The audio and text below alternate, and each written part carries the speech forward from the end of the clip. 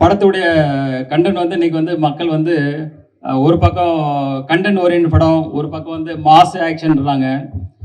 இப்போ நாங்கள் வந்து இதில் இந்த படத்தில் என்ன மெயினாக இது பண்ணியிருக்கோன்னா, ஒரு நல்ல ஒரு கதை அம்சம் கண்டென்ட் இருக்கணும், அதே போல் ஒரு மாஸ் எலிமெண்ட்ஸ் ஆக்ஷன் சீக்வன்ஸ் இருக்குன்ற மாதிரி இன்னைக்கு எல்லா தரப்பு மக்களுக்கும் இன்னைக்கு உள்ள ரசிகர்களுக்கு பிடிக்கிற மாதிரி இது ஒரு சிறப்பான படமாக இருக்குது. எங்கள் படக்குழுவும் சரி, நானும் சரி, இதை பார்த்துட்டு மிகப்பெரிய சந்தோஷமும் மிகப்பெரிய சாட்டிஸ்ஃபைடாக இருக்குது. அதே சந்தோஷமும் அதே சாட்டிஸ்ஃபைடும் உங்கள் எல்லாருக்கும் கிடைக்கும்னு நினைக்கிறேன்.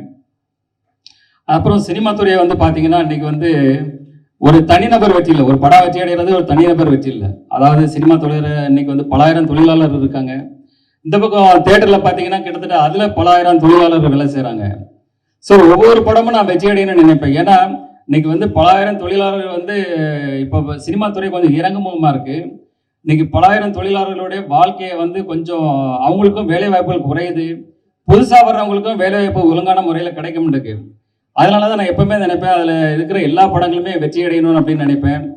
அதே போல் பத்திரிகையாளர்களை நீங்களும் இந்த சினிமா துறை வளர்றதுக்கு உங்களுடைய முழு சப்போர்ட்டையும், அது சினிமா துறை மறுபடியும் எழுச்சி பெறதுக்கு உங்கள் அனைவருடைய சப்போர்ட்டும் என்ன கேட்டுக்கிறேன்.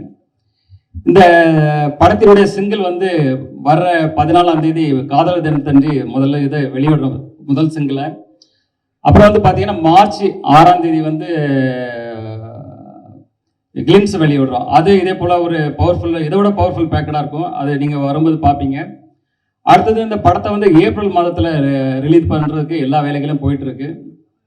அதுக்கு முன்னாடி ஒரு 10-12 நாளைக்கு முன்னாடி நாங்கள் வந்து ஆடியோ ஃபங்க்ஷன் வந்து ரொம்ப கிராண்டாக பண்ணணும். அதுக்கான வேலைகளும் போயிட்டுருக்கு. அந்த நேரத்தில் ப்ரெஸ் உங்கள் முன்னாடி தான் எல்லா இதுவும் நடத்துவோம்.